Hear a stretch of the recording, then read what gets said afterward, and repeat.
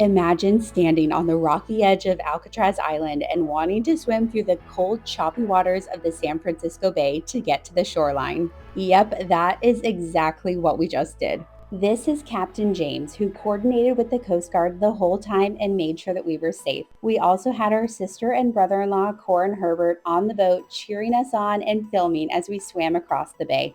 We got all geared up in our rental wetsuits that kind of fit, and then Captain James called us Good into the morning. Coast We're Guard. preparing to jump two swimmers from Alcatraz to San Francisco. The initial shock of the cold water was definitely not as bad as I expected, but the choppiness of the waves was so much worse than I thought it would be.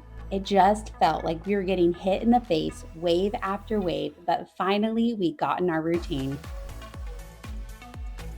Zach, of course, was super calm and was cheering me on too. Once we looked back, we realized we had started to make some progress, and at this point, I felt comfortable enough to put the GoPro in the water. As you can see, the water was so murky we could barely see our hands in front of our face.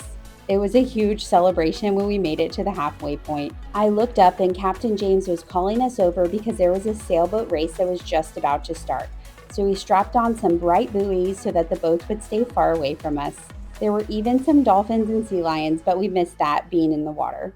Inch by inch, we got closer to the shoreline where Zach's parents were standing there ready to cheer us on. The weirdest feeling was trying to stand when my legs were so wobbly from swimming. We had a quick moment to celebrate, and then we hopped back in the boat where Captain James took us right underneath the Golden Gate Bridge.